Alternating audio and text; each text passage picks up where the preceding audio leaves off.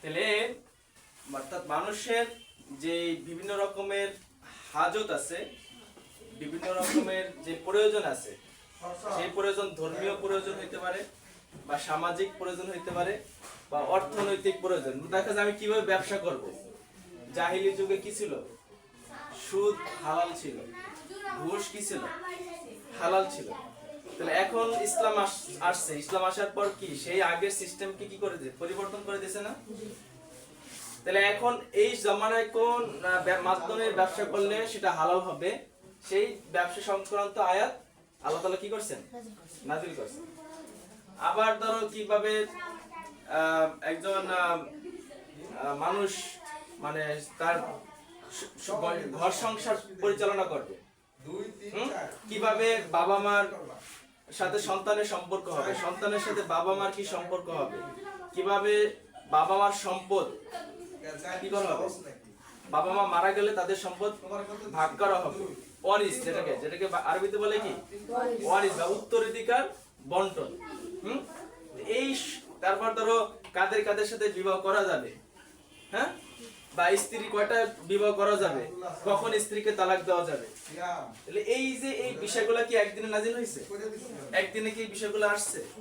এই বিষয়গুলা বিভিন্ন বা ব্যক্তির বিভিন্ন সমাজের মক্কা এবং মদিনা, রাসূল সাল্লাল্লাহু আলাইহি ওয়াসাল্লাম 13 বছর কোথায় ছিলেন? মক্কাতে।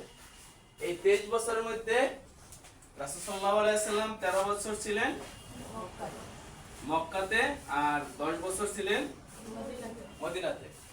তাহলে মক্কার পরিবেশ আর মদিনার পরিবেশ কি এক ছিল? কখনোই এক ছিল না। মক্কার মুসলমানরা ছিল নির্যাতিত, অপমানিত, লাঞ্ছিত। তাদেরকে ধর্ম কর্ম, তাদেরকে সামাজিকভাবে তাদেরকে কি করা হয়েছে? লাঞ্ছিত করা হয়েছে, নির্যাতন করা হয়েছে। অর্থাৎ তারা স্বাধীনভাবে ইসলাম পালন করতে পারেনি। তারপর কি হয়েছে? রাসূলুল্লাহ সাল্লাল্লাহু আলাইহি ওয়াসাল্লাম আল্লাহ তাআলার আদেশে এই 13 বছর পর মক্কা থেকে কি করলেন? মদিনাতে হিজরত করলেন। তাহলে হিজরত করার পর এই যে মদিনার যারা বাসিন্দা ছিলেন, অধিবাসী ছিলেন, তারা ছিলেন মক্কার মানুষের থেকে মানে পুরোপুরি ব্যতিক্রম। অর্থাৎ মদিনার মানুষগুলো রাসূল সাল্লাল্লাহু আলাইহি ওয়াসাল্লামকে মানে তাকে সাদরে কি করছেন? গ্রহণ করছেন। অর্থাৎ নবীকে তারা নেতা হিসেবে, মদিনার লিডার হিসেবে মদিনার অধিবাসীরা রাসূলকে স্বাগত জানাইছেন যে আপনি আসেন, আমরা আপনাকে নেতা হিসেবে মেনে নিব, এবং আপনি যা আদেশ করেন আমরা তা পালন করব, যা নিষেধ করেন তা থেকে বিরত থাকবো। বরং আমাদের এই যে মদিনার যে সমাজটা, সেই সমাজের নেতা হবেন আপনি। এভাবে মদিনার বাসীদের পক্ষ থেকে রাসূল কি পেয়েছেন? একটা সাহস পেয়েছেন। এবং যার প্রেক্ষিতে রাসূল সাল্লাল্লাহু আলাইহি ওয়াসাল্লাম যখন মক্কা থেকে মদিনায় গেলেন, তিনি সেই মদিনা রাষ্ট্রের কি হইলেন? লিডার, ইমাম হইলেন। যে মদিনা রাষ্ট্রের কি হইলেন? ইমাম, নেতা হইলেন।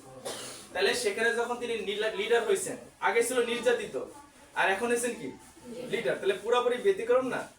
তাহলে এখানে যে আয়াতগুলো নাজিল হয়েছে, সেই আয়াতগুলো নাজিল হয়েছে মানুষের মানে সমাজের পরিবর্তন সংক্রান্ত আয়াত নিয়ে, বুঝলেন? এই যে মনে করো কিভাবে দাস দাসীদের সাথে ভালো ব্যবহার করা যায়, হ্যাঁ, কিভাবে রাষ্ট্র পরিচালনা করা যায়, কিভাবে ব্যবসা বাণিজ্য করা যায়, কিভাবে পরিবার পরিচালনা করলে সুন্দর হয়। আবার যুদ্ধ সংক্রান্ত আয়াত নাজিল হয়েছে, কারণ মদিনা যাওয়ার পর কি কয়েকটা যুদ্ধ হয়েছে না?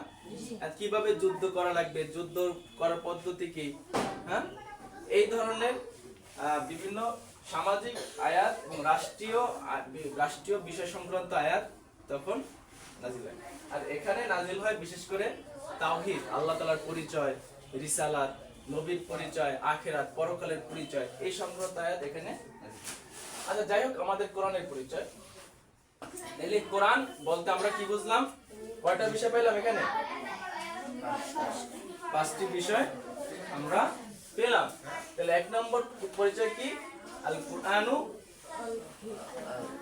ওয়া, যেমন আল্লাহ তাআলা পবিত্র কোরআনে বলেন বিসমিল্লাহির রহমানির রহিম, তানজিলুম মির রাব্বিল আলামিন। তানজিল মানে নাজিল করা হয়েছে, মির রাব্বিল আলামিন, বিশ্বজগতের রবের পক্ষ থেকে। তাহলে এই কোরআন নাজিল করেছে কার পক্ষ থেকে? বিশ্বজগতের রবের পক্ষ থেকে এই কোরআন নাজিল করা হয়। হ্যাঁ, আবার এই যে মুনাজ্জালু আলা মুহাম্মদ কার উপর নাজিল করা হয়েছে? কথা বলতে হবে আরো লাউডলি, সাউতান আলিয়ান, কুলু সাউতান আলিয়ান, আর উচ্চ স্বরে কথা বলতে হবে। আল মুনাজ্জালু বলো,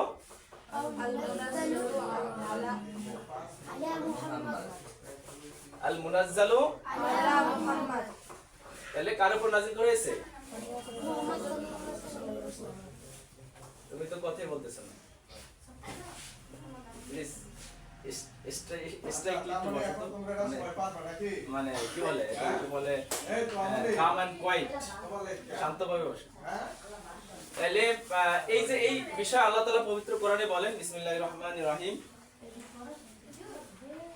কিতাবুন আনজালনাহু ইলাইকা লিতুখরিজান নাসা মিনাজ যুলুমাতি ইলান নূর।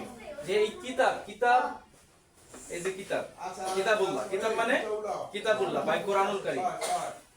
কিতাবুন আনজালনাহু ইলাইকা, আল্লাহ তাআলা বলতেছে যে আমি নাযিল করেছি কার নিকট? ইলাইকা, আপনার নিকট। কেন নাযিল করেছেন? লিতুখরিজান নাসা মিনাজ যুলুমাতি ইলান নূর, অর্থাৎ মানুষকে অন্ধকার